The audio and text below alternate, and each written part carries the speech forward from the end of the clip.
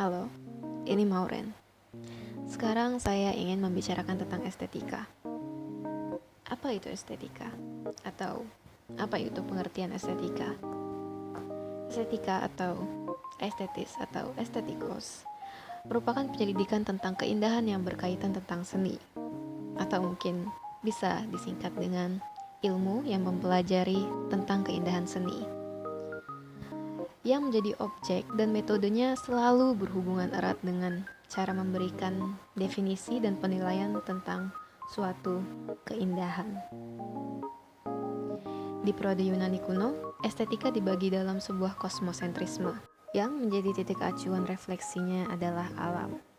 Alam sebagai makrokosmos dan manusia kita sebagai mikrokosmos. Peninggalan atau karya-karya yang ada pada masa Yunani kuno menunjukkan bagaimana interaksi manusia dengan alam semesta. Plato yang menganggap bahwa karya seni adalah tiruan dari hal-hal yang ada di alam. Nah, Plato ini adalah seorang tokoh masyarakat pada masa kebesaran Yunani kuno. Ia memiliki beberapa pemikiran tentang estetika. Salah satunya adalah mimesis, yaitu transportasi daya apa yang ditangkap seniman terhadap penikmat karyanya. Bagi Plato, semua wujud realitas memiliki idea, sehingga bisa diamati. Jadi, peniruan seniman dalam pembuatan karya adalah karena ia tertransportasi daya, rangsangan, ide, dan konsep dari alam yang ia kemudian tuangkan dalam karyanya. Setiap hal, apapun itu, baik alam, manusia, maupun benda-benda mati, memiliki formulasi geometris. Ini juga yang kemudian ditiru oleh manusia. Sederhananya, manusia hanya tinggal meniru bentuk-bentuk alam semesta. Namun, tetap ada peran transformasi dari seniman itu sendiri.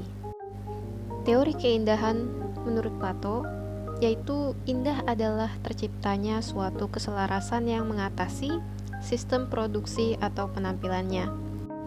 Indah adalah daya yang mampu mengenalkan kontradiksi sebagai pasangan yang tidak terpisah dalam kesempurnaan.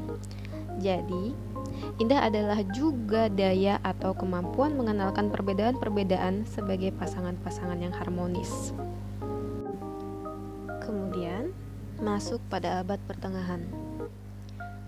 Di sini, agama mempengaruhi semua hal, dan kesenian juga termasuk.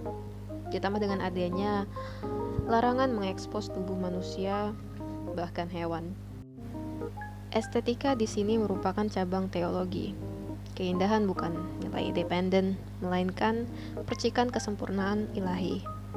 Keindahan sejatinya berada di wilayah Tuhan. Di sini, ciri estetika manusia yaitu bersifat metafisik dan rasional. Keindahan adalah aspek dari kebaikan. Yang indah menyenangkan secara indrawi, terkait erat dengan hasrat dan keinginan. Ada 3 syarat keindahan. Yang pertama yaitu integritas, sempurna, tidak terpecah, dan tidak tersamai. Yang kedua, harmoni, selaras, dan proporsional. Yang ketiga, cemerlang, jelas, dan terang. Keindahan menurut Thomas Aquinas itu bersifat subjektif sekaligus objektif. Subjektif karena keindahan itu menyenangkan subjeknya, objektif karena keindahan tersebut sempurna dan proporsional. Kemudian, masuk pada masa Renaissance, yang merupakan suatu reaksi terhadap kakunya pemikiran dan tradisi pada abad pertengahan.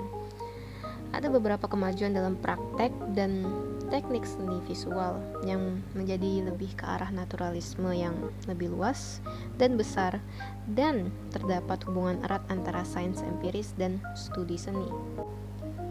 Leon Battista Alberti menganggap bahwa keindahan harus berhubungan dengan harmoni antar bagian-bagian. Keindahan identik dengan harmoni, namun harmoni bukan syarat keindahan. Keindahan itu objektif. Dilihat dari kualitas bentuk bendanya, bukan pemikiran subjeknya. kreativitas estetis. Mengungkapkan secara ilmiah karya seni tersebut. Dan karya seni tersebut berkedudukan sama dengan sastra dan filsafat.